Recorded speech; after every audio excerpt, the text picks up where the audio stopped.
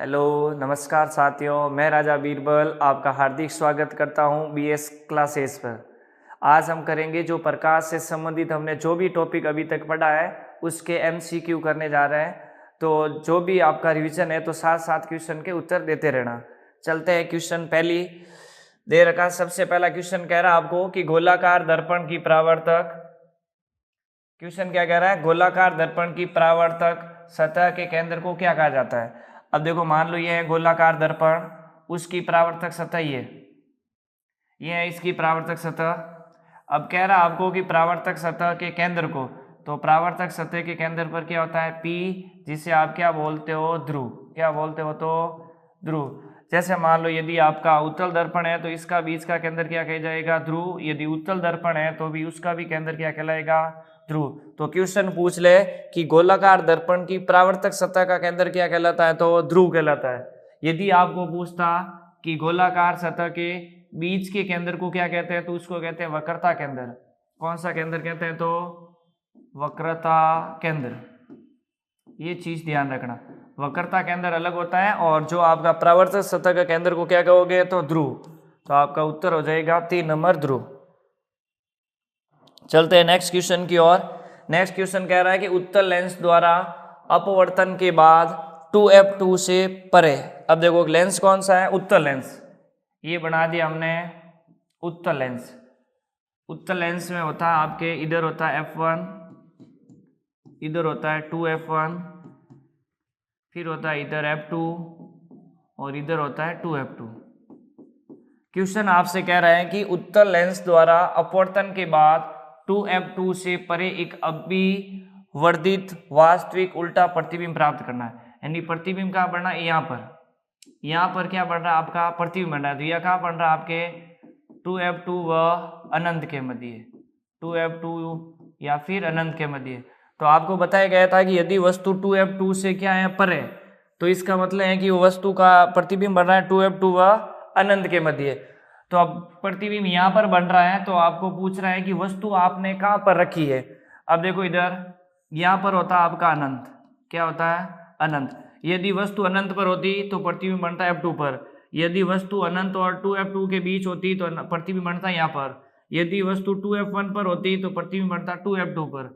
अब 2f2 से परे है, इसका मतलब प्रतिबिंब वस्तु रखी गई है यहाँ पर। कहाँ रखी गई है, यहाँ पर। तो ये बिंदु कौन सा है, f1 और 2f1 के बीच। तो ऑप्शन किस में दे रखा आपको, ऑप्शन नंबर 2 में दे रखा है, f1 और 2f1 के बीच वस्तु को रखा गया है। तो क्वेश्चन आपका, मैंने आपको क्लास के टाइम भी बताया था कि जब आपका फिक्स बिंदु हो, तो यदि वस्तु का फिक्स बिंदु है तो प्रतिबिंब भी आपका क्या बनेगा, फिक्स बिंदु पर बनेगा। अब देखो क्या कह रहा है, 2f1 से परे है।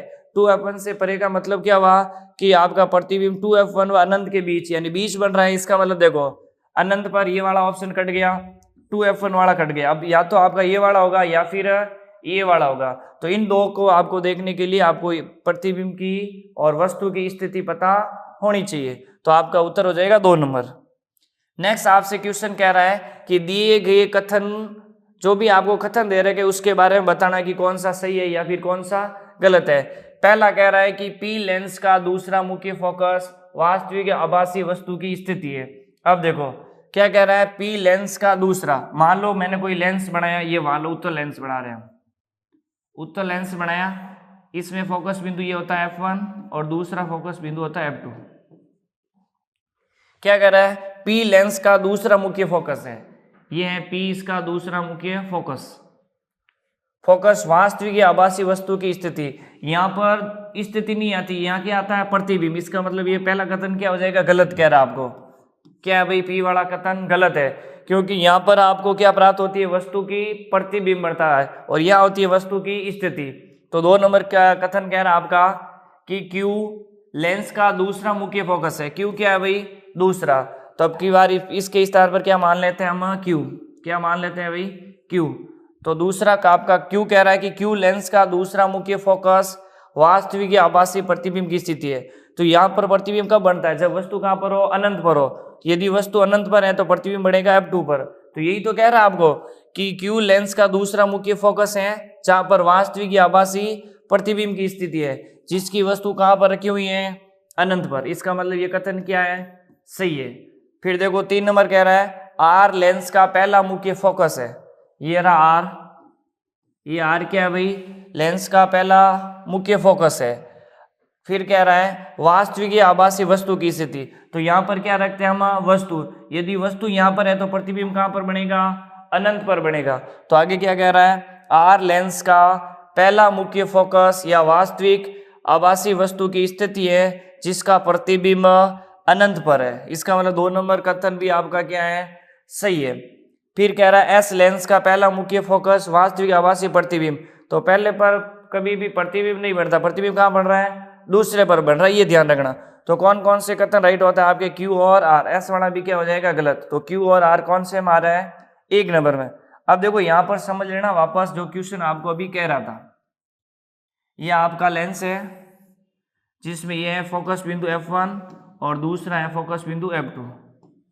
ये फोकस जो आपका दूसरा फोकस है, ये क्या है, दूसरा फोकस, और ये है पहला। तो यहाँ पर क्या होता है भाई, आपके पहले फोकस बिंदु पर क्या रखा जाता है, वस्तु। यहाँ क्या रखी जाती है, वस्तु। तो वस्तु आभासी और वास्तविक हो सकती है। वस्तु क्या हो सकती है, आभासी और वास्तविक हो सकती है, वास्तविक हो सकती है। अब देखो दूसरे यहाँ पर क्या बनेगा, प्रतिबिंब। दूसरे फोकस पर क्या बनेगा, प्रतिबिंब। अब देखो यदि दूसरे फोकस पर प्रतिबिंब बन रहा है, इसका मतलब जब यहाँ प्रतिबिंब बनेगा तो वस्तु कहाँ पर रखी होगी, वस्तु रखी हुई होगी आपके अनंत पर। वस्तु कहाँ पर रखी होगी, अनंत पर, तभी यहाँ पर क्या बनेगा, प्रतिबिंब बनेगा। और प्रतिबिंब कैसा बनेगा, वास्तविक और उल्टा। अब दूसरा है कि वस्तु यदि यहाँ पर रखी हुई है, कहाँ पर, F1 पर, तो यहाँ पर प्रतिबिंब कहाँ बनेगा, प्रतिबिंब बनेगा अनंत पर। यदि फोकस बिंदु F पर रखी हुई है तो कहाँ बनेगा, अनंत पर। अब देखिएगा जो क्वेश्चन कह रहा था आपका, क्वेश्चन कह रहा है क्यू लेंस का दूसरा मुख्य फोकस वास्तविक या आभासी प्रतिबिंब की स्थिति है। तो हमने क्या लिखा, ये देखो दूसरा मुख्य फोकस है जो क्या बना रहा है, प्रतिबिंब। फिर कह रहा है जिसकी वस्तु कहाँ पर है, अनंत पर है। यदि आर लेंस का पहला मुख्य फोकस वास्तविक या आभासी वस्तु की स्थिति है जिसका प्रतिबिंब क्या है, अनंत पर है। तो समझ में आ गया हो गया, आशा करता हूँ कि दोनों कथन आपके। तो इस प्रकार के लेटेस्ट क्वेश्चन पूछे जाते हैं, ध्यान रखना क्वेश्चन का। नेक्स्ट क्वेश्चन है आपके 4 नंबर क्वेश्चन की प्रकाश किरण के सघन माध्यम से कहाँ जा रही है, विरल माध्यम में, या फिर कहाँ जा रही है, विरल माध्यम से सघन माध्यम में जाने पर क्या परिवर्तित नहीं होता है। तो मैंने आपको बताया था कि यदि प्रकाश किरण कहाँ जाए भाई, सघन से कहाँ जाए, विरल में, सघन से विरल में, या फिर किस में जाए, विरल से सघन में, तो कौन सी घटना है जो चेंज नहीं होती है, तो वो होती है आवर्ती। कौन सी चेंज नहीं होती है, आवर्ती। तो इसका मतलब ये कह रहा है कि प्रकाश के अपवर्तन नियम है, जो आपने अपवर्तन की घटना पढ़ी है, अपवर्तन की घटना में कौन सा गुण चेंज नहीं हो रहा है, तो वो कौन सा होता है भाई, आवर्ती। ना तो ये परावर्तन के नियम में चेंज होती है, ना ही अपवर्तन की घटना में। तो ध्यान रखना, आवर्ती एक ऐसी है जो ना तो परावर्तन की घटना में,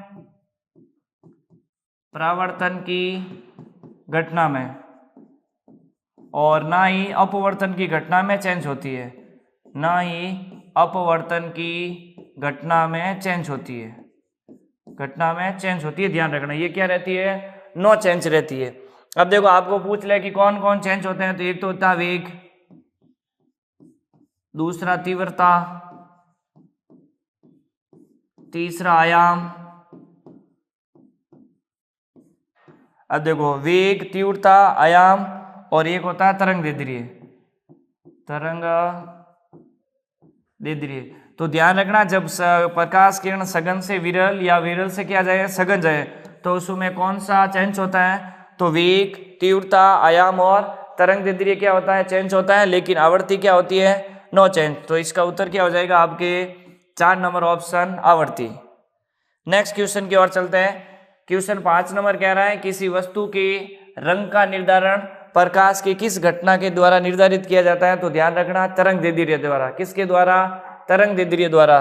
तो आपका ऑप्शन हो जाएगा, सॉरी यहाँ पर देखो तरंग दैर्ध्य नहीं पूछा, घटना पूछिए। क्या पूछा आपको, घटना पूछिए। तो घटना में आपको बताया था कि कोई वस्तु जिस रंग की दिख रही है, इसका मतलब वो वस्तु आपकी ओर क्या कर रही है, उस रंग का परावर्तन कर रही है। क्या कर रही है? परावर्तन। आपको घटना पूछा है तो उत्तर हो जाएगा परावर्तन की घटना। तो ध्यान रखना, यदि कोई वस्तु जिस रंग का हमारी ओर परावर्तित करती है वो वस्तु उसी रंग की दिख रही है। यदि कोई वस्तु आपको लाल रंग की दिख रही है, इसका मतलब उस वस्तु द्वारा हमारी आंखों तक कौन सा रंग आ रहा है, तो ध्यान रखना लाल रंग का क्या हो रहा है? परावर्तन हो रहा है। अब देखो, दो कंडीशन आपको ध्यान रखनी है। कोई वस्तु किस रंग की दिख रही है? कोई वस्तु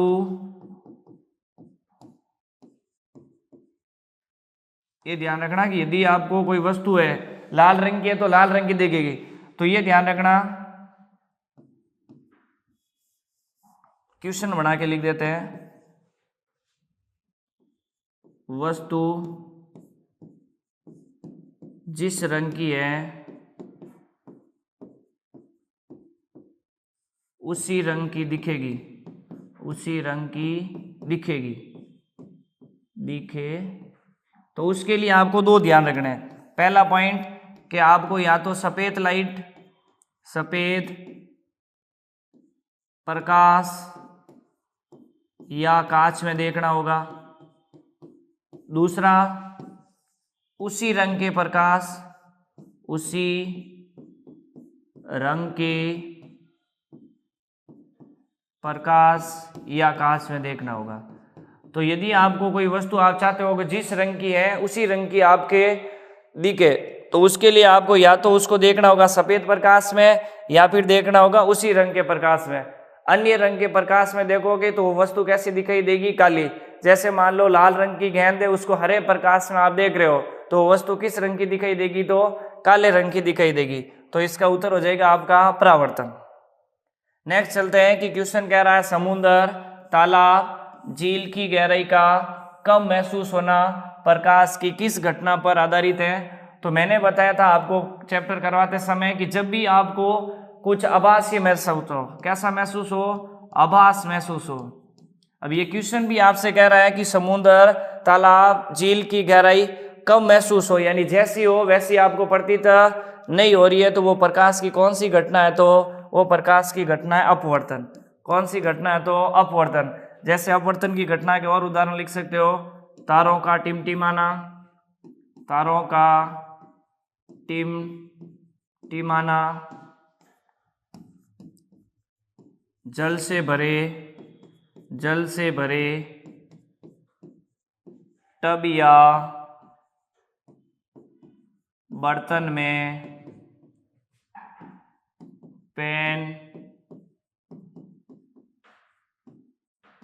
पेंसिल का मुड़ा हुआ दिखाई देना, मुड़ा हुआ दिखाई देना।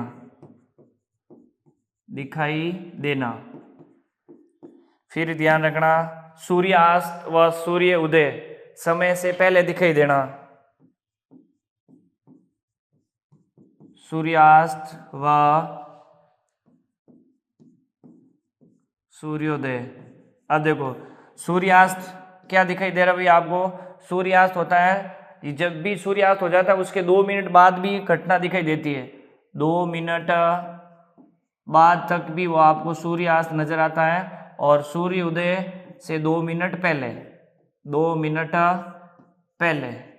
तो ध्यान रखना, यदि आपको पूछ ले क्वेश्चन कि सूर्य उदय होने से पहले आपको कितने मिनट पहले दिखाई देता है, तो 2 मिनट, और सूर्यास्त होने के कितने मिनट बाद तक भी आपको सूर्यास्त दिखाई देता है, तो सूर्य 2 मिनट बाद। तो ये ध्यान रखना, सूर्यास्त व सूर्य उदय की घटना में आपका कितना विलंबित होता है? तो टोटल 4 मिनट का। सूर्य उदय में होता है 2 मिनट पहले, और सूर्यास्त में कितना होता है? 2 मिनट बाद। तो सूर्य का और सूर्यास्त के समय, सूर्य उदय और सूर्यास्त के समय सूर्य का आभासी दिखाई देना, वो भी किसका उदाहरण है? तो अपवर्तन की घटना का।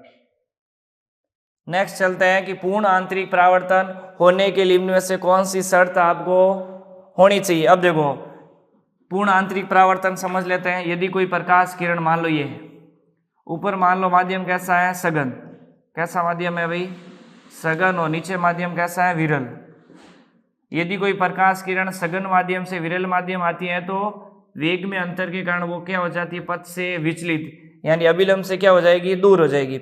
जैसे जैसे आप आपतन कोण का मान बढ़ाते जाओगे वैसे वैसे अपवर्तित कोण का मान बढ़ता जाएगा।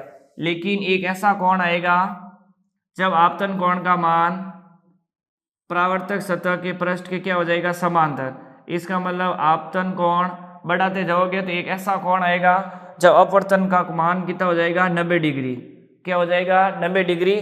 तो इस विशेष कोण को आप क्या कहोगे, क्यू सी, क्या कहोगे, क्यू सी कहोगे। तो इसे कहते हैं क्रांति कोण।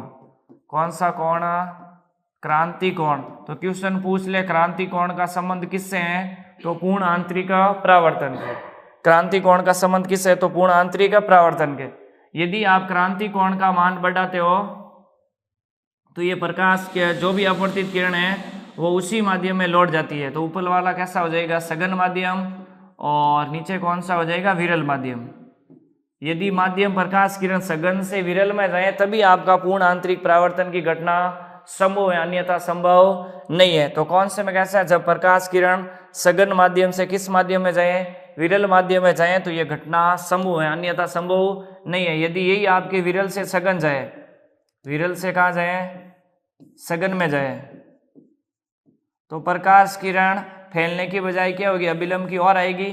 तो इसमें आपकी पूर्ण आंतरिक घटना नहीं होगी, ये ध्यान रखना, इसमें पूर्ण आंतरिक घटना नहीं होगी। फिर देखो दूसरा कह रहा आपके कि आपतन कोण का मान क्रांति कोण से क्या होना चाहिए, ज्यादा। तो ये रहा आपका आपतन कोण का मान क्रांति कोण से क्या हो रहा है भाई, ज्यादा हो रहा है। इसका मतलब ये भी क्या हो जाएगा आपका सही, 2 नंबर भी। क्यों, देखो ये आपतन कोण था, अब ये बन गया क्रांति कोण। तो आपतन कोण का मान क्रांति कोण से क्या हो, ज्यादा हो, तब भी आपका क्या पॉसिबल है, पूर्ण आंतरिक परावर्तन संभव है। तो ऑप्शन कौन सा राइट हो जाएगा, 3 नंबर, यानी ए एंड बी दोनों सही है। चलते हैं नेक्स्ट क्वेश्चन की ओर। प्रकाश का रंग किस पर निर्भर करता है, देखो क्या कह रहे हैं भाई, प्रकाश का रंग। तो अब की बार घटना नहीं पूछी है, यदि प्रकाश के रंग की घटना पूछ ले कोई वस्तु की तो उस समय तो वो होता है परावर्तन।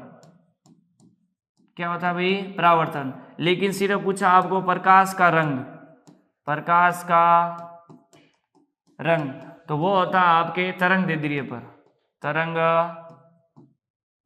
दैर्ध्य पर। तो अब देख लो कौन से ऑप्शन में आपको दे रखा है, 2 नंबर तरंग दैर्ध्य। यदि वस्तु का रंग पूछ ले, वस्तु का रंग किस घटना से आपको दिखता है, तो परावर्तन। और प्रकाश और रंग किसके कारण आपको दिखते हैं, अलग अलग रंग, तो वो हो जाएगा तरंग दैर्ध्य के कारण प्रकाश का रंग क्या है भाई, संभव है। नेक्स्ट चलते हैं हम। क्वेश्चन कह रहा है पृथ्वी से देखने पर आकाश नीला दिखाई देता है, किस कैसा दिखाई देता है, तो नीला। तो देखो आकाश का नीला दिखाई देना, आकाश का नीला दिखाई देना, नीला दिखाई देना कौन सी घटना है, तो ये ध्यान रखना, आकाश का नीला दिखाई देना कौन सी हो जाएगी, प्रकीर्णन। कौन सी हो जाएगी, प्रकीर्णन। यदि आपको पूछ लें सूर्यास्त व सूर्योदय के समय, सूर्यास्त व सूर्योदय के समय लाल रंग दिखाई देना, लाल रंग का दिखाई देना, दिखाई देना, ये कौन सी घटना है, तो ये भी घटना कौन सी हो जाएगी, प्रकीर्णन। कौन सी घटना हो जाएगी, प्रकीर्णन। अब देखो इधर, लेकिन यहाँ पर आपका देखो प्रकीर्णन किसके कारण होता है, तो वायुमंडल के कारण। क्यों लिखा है, वायुमंडल में सूर्य के प्रकाश की किरण दीर्घतर। अब देखो तरंग दैर्ध्य, ये आपका क्या दे रखा है कि प्रकाश के दीर्घ तरंग दैर्ध्य का प्रकीर्णन। अब ये ध्यान रखना कि प्रकीर्णन और तरंग दैर्ध्य एक दूसरे के क्या होते हैं, उल्टे होते हैं। तो 4 नंबर क्वेश्चन क्या है, वायुमंडल में सूर्य की प्रकाश का किरण लघु तरंग दैर्ध्य, यानी जिसका तरंग दैर्ध्य कम होगा उसका प्रकीर्णन क्या होगा, ज्यादा। तो यहां लिख देता हूं मैं तरंग, नेक्स्ट पेज पर लिख देते हैं। यदि आपको कहते हैं तरंग दैर्ध्य, तरंग दैर्ध्य अधिक तो प्रकीर्णन होगा कम, प्रकीर्णन होगा कम। यदि तरंग दैर्ध्य कम, तरंग दैर्ध्य कम, तो प्रकीर्णन क्या होगा, अधिक। अब देखो सबसे कम होता है आपके, सबसे कम तरंग दैर्ध्य, यदि आपको पूछ लें सबसे ज्यादा तरंग दैर्ध्य, जैसे आपने सुना होगा विबग्योर, क्या नाम सुना है, विबग्योर, तो सबसे पहले आता है वॉयलेट और लास्ट में क्या आता है आपका वी और आर का ध्यान रखना विबग्योर में। तो सबसे अंत में आपका रेड आ रहा है, तो सर्वाधिक तरंग दैर्ध्य किसका होता है, लाल का तरंग दैर्ध्य इसका होता है सर्वाधिक। क्वेश्चन पूछा जाए सर्वाधिक तरंग दैर्ध्य किसका होता है, तो लाल का, और सबसे कम किसका होता है, तो ये ध्यान रखना। तो ये आपको क्वेश्चन क्या कह रहा है 4 नंबर में कि वायुमंडल में सूर्य के प्रकाश की लघुत्तम तरंग दैर्ध्य का प्रकीर्णन, इसका मतलब नीले रंग का क्या होता है, तरंग दैर्ध्य कम होता है, तो प्रकीर्णन क्या हो जाएगा, ज्यादा। तो आपका उत्तर कौन सा हो जाएगा, 4 नंबर। तो ये ध्यान रखना है कि जिसका तरंग दैर्ध्य कम होगा उसका प्रकीर्णन क्या होगा, ज्यादा। तो नीले रंग का प्रकीर्णन क्या होता है, ज्यादा, क्योंकि उसका तरंग दैर्ध्य क्या होता है, कम होता है। नेक्स्ट क्वेश्चन की ओर चलते हैं हम 10 नंबर। यदि किसी दर्पण के आगे कितनी भी दूरी पर खड़े रहने पर प्रतिबिंब हमेशा कैसा बने, सीधा दिखाई दे, तो वो दर्पण कौन सा होगा। एक देखो इधर, सबसे पहला हमने पढ़ा था समतल दर्पण, कौन सा पढ़ा, समतल दर्पण। फिर हमने गोलीय दर्पण के 2 पढ़े थे, एक तो पढ़ा था अवतल दर्पण और दूसरा पढ़ा था हमने उत्तल दर्पण, उत्तल दर्पण। क्वेश्चन आपको कह रहा है कि हमेशा कैसा दिखाई देना चाहिए, सीधा।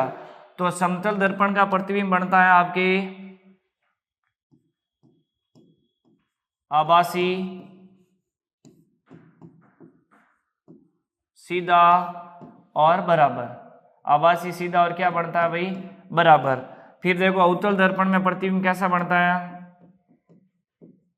वास्तविक, उल्टा और कैसा बनता है, छोटा। और एक 6 नंबर कंडीशन में आपने पढ़ा है कि 6 नंबर कंडीशन में कैसा बनता है भाई, जो 6 नंबर कंडीशन थी आपकी उसमें बनता है आभासी, सीधा और क्या बनता है, बड़ा। आभासी, सीधा और बड़ा। और उत्तल दर्पण में प्रतिबिंब कैसा बनता है, हमेशा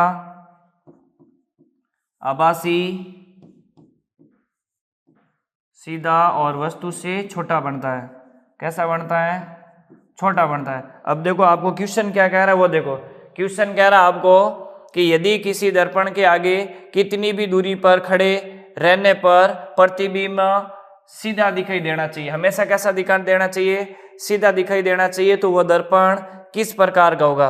अब देखो इधर, एक तो आपका समतल दर्पण में हमेशा प्रतिबिंब कैसा बन रहा है, सीधा, कैसा बन रहा है, सीधा। दूसरा देखो उत्तल दर्पण में प्रतिबिंब कैसा बन रहा है, सीधा। लेकिन 2 नंबर में देखो उत्तल दर्पण में सीधे के साथ क्या बनता है, वास्तविक, इस कारण ये आपका उत्तर नहीं होगा। तो उत्तल कौन सा हो जाएगा आपका, एक तो समतल दर्पण और दूसरा उत्तल दर्पण, क्योंकि वस्तु को कितनी भी दूरी पर रखो प्रतिबिंब हमेशा कैसा बनेगा आपका, सीधा। लेकिन यदि वस्तु को आप अनंत पर रखते हो दूरी पर, तो अवतल दर्पण में प्रतिबिंब बनता है वास्तविक और कैसा बनता है, उल्टा। तो इस कारण आपका ये वाला उत्तर नहीं होगा। तो उत्तर कौन सा होगा, समतल दर्पण और उत्तल दर्पण। तो कौन सा ऑप्शन हो जाएगा, 4 नंबर, समतल दर्पण और उत्तल दर्पण। इन दोनों दर्पणों में वस्तु को कहीं पर रखो तो प्रतिबिंब आपका आभासी और कैसा बनेगा, सीधा बनेगा। नेक्स्ट क्वेश्चन, सोलर कुकर में किस दर्पण का उपयोग किया जाता है। तो याद रखना सोलर कुकर में किसका किया जाता है, अवतल दर्पण का। अब देखो अवतल दर्पण का कहाँ होता है, एक तो हजामती दर्पण में, हजामती दर्पण में। दूसरा इसका प्रयोग होता है आपके हेडलाइट में, हेडलाइट में। दूसरा होता है सर्च लाइट में, सर्च लाइट में। एक जो आपके दांतों का डॉक्टर होता है, दंत चिकित्सक, दंत चिकित्सक, इन सब में किसका प्रयोग होता है, तो अवतल दर्पण का। किसका होता है, तो अवतल दर्पण का। फिर देखो नेक्स्ट चलते हैं, क्वेश्चन कह रहा है जब एक किरण अपवर्तित होती है, क्या होती है, अपवर्तित होती है, तो उसके वेग में परिवर्तन होता है। किसमें परिवर्तन होता है, वेग में क्या हो रहा है, परिवर्तन होता है, तो वस्तु क्या होगी। अब देखो यदि कोई प्रकाश किरण क्या हो रहा है भाई, वेग में परिवर्तन हो रहा है, अपवर्तित हो रही है, इसका मतलब या तो वो सघन से विरल में जाएगी। पहला लिख देते हैं विरल से सघन, विरल से क्या लिख देते हैं, सघन। तो यदि कोई प्रकाश किरण विरल से कहाँ जा रही है, सघन में, तो अभिलंब से क्या होगी, दूर हटेगी और वेग क्या होगा इसका बढ़ेगा, वेग क्या हो जाएगा बढ़ेगा। सॉरी सघन में जा रही है तो नजदीक आएगी, हमने क्या लिखा ऊपर विरल और नीचे क्या लिखा है सघन, तो कहाँ आएगी अभिलंब की ओर, तो वेग क्या हो जाएगा घटेगा, वेग घटेगा। यदि इसका उल्टा दे दे आपको, ऊपर क्या दे दें सघन और नीचे क्या दे दें विरल, यदि सघन से कहाँ आ रही है विरल में आ रही है तो अभिलंब से दूर जाएगी और इसका वेग क्या होगा बढ़ेगा, वेग बढ़ेगा। अब आपको देखो कौन सा ऑप्शन दे रखा है, पहला ऑप्शन दे रखा है कि विरल से कहाँ जाएं सघन में, तो विरल से सघन में जाएं तो वेग क्या होगा बढ़ेगा। यहाँ लिखा हुआ है कि विरल से सघन माध्यम में जाने पर वेग बढ़ता है, जबकि आपको पता है कि विरल से सघन में जाने पर वेग क्या है घटता है, क्या हो रहा है घट रहा है, तो इसका मतलब पहला ऑप्शन क्या हो जाएगा गलत।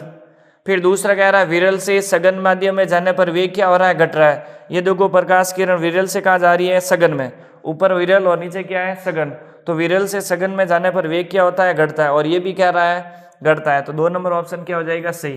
3 नंबर देखिए क्या कह रहा है, सघन से विरल माध्यम में जाने पर, ये जा रही है सघन से विरल माध्यम में जाने पर वेग में क्या हो रहा है घट रहा है, वेग घटता नहीं क्या होता है भाई बढ़ता है, तो ये भी क्या हो जाएगा गलत। 4 नंबर कह रहा है कि वेग परिवर्तन माध्यम की प्रकृति पर निर्भर नहीं करता, ये गलत है, क्योंकि माध्यम की प्रकृति पर निर्भर करता है, माध्यम की निर्भर करता है। यदि देखो माध्यम विरल है और दूसरा कौन सा है सघन, तो ये विरल से कहाँ जा रही है सघन, तो विरल से सघन जा रही है तो प्रकृति चेंज हुई, प्रकृति चेंज से वेग में क्या आ गया परिवर्तन, और ये कह रहा है कि प्रकृति पर निर्भर नहीं करता है, तो प्रकृति पर निर्भर करता है, ये ध्यान रखना। चलते हैं नेक्स्ट क्वेश्चन पर। नेक्स्ट क्वेश्चन कह रहा है किसी तारे का रंग दर्शाता है। अब देखो तारे का रंग मैंने आपको बताया था जब आपको पढ़ाया था घटना कौन सी, अपवर्तन की घटना, उसमें लिखाया था कि तारों का टिमटिमाना तो निर्भर करता है आपके अपवर्तन की घटना, लेकिन तारों का रंग या तारों का चमकना किस पर निर्भर करता है उसके तापमान पर। तो कौन से ऑप्शन में दे रखा है 2 नंबर में दे रखा है कि तारों का रंग किस पर निर्भर करता है उसके तापमान पर निर्भर करता है। नेक्स्ट क्वेश्चन है यदि x1 लंबाई की वस्तु का, यदि x1 लंबाई की वस्तु का उत्तल दर्पण से बना प्रतिबिंब, दर्पण कौन सा है उत्तल। अब देखो उत्तल दर्पण में प्रतिबिंब हमेशा कैसा बनता है भाई वस्तु से छोटा, कैसा बनता है वस्तु से छोटा प्रतिबिंब बनता है, और ये भी आपको पता होगा कि उत्तल दर्पण में प्रतिबिंब कैसा बनता है आभासी और कैसा बनता है सीधा। तो इसका मतलब मान लो वस्तु आपको लंबाई दे रही है x1, तो वस्तु बड़ी होगी किसे प्रतिबिंब से। क्वेश्चन क्या कह रहा है यदि x1 लंबाई की वस्तु का उत्तल दर्पण से बना प्रतिबिंब क्या है x2, तो ये है वस्तु और ये क्या है प्रतिबिंब, प्रतिबिंब। तो ये ध्यान रखना कि आपको पता है कि उत्तल दर्पण में प्रतिबिंब हमेशा कैसा बनता है वस्तु से छोटा, तो ये बन गया वस्तु से छोटा, तो इसका मतलब हो जाएगा x1 ग्रेटर देन x2। तो कौन से ऑप्शन में दिख रहा है आपको 3 नंबर में दिख रहा है कि x1 ग्रेटर देन x2, यानी वस्तु बड़ी होगी और प्रतिबिंब क्या होगा छोटा होगा। नेक्स्ट क्वेश्चन पर चलते हैं जो आज का लास्ट क्वेश्चन होगा। एक उत्तल लेंस जिसकी फोकस दूरी 20 सेंटीमीटर दे रखी है को एक अवतल लेंस के साथ जिसकी फोकस दूरी 40 सेंटीमीटर है स्पर्श करवाने पर परिणामी क्या होगी। तो सबसे पहले P निकाल दो आप दोनों का, P1 हो जाएगा सेंटीमीटर में दे रखा है 100/20, तो कितना हो जाएगा 5 सेंटीमीटर। दूसरी P2 निकाल लो, क्या दे रखा है 40, तो कितना हो जाएगा 100/40, 0 से 0 2 से कट जाएगा 5 और 2 से 2 तो कितना हो जाएगा 2.5। अब आपको पता है कि संयुक्त क्षमता क्या होती है P1 प्लस P2। पहला P1 क्या भाई उत्तल लेंस है, तो ये क्या हो जाएगा प्लस का 5। दूसरा कैसा है भाई आपके अवतल लेंस है, तो ये क्या हो जाएगा -2.5, तो उत्तर आएगा आपके प्लस का 2.5। अब देखो क्षमता क्या आई है संयुक्त क्षमता ये प्लस का मतलब वो कैसा लेंस है उत्तल लेंस है, कैसा लेंस है उत्तल लेंस है। आज की क्लास यहीं पे रखेगी, आगे भी हम MCQ करेंगे। जय हिंद, वंदे मातरम।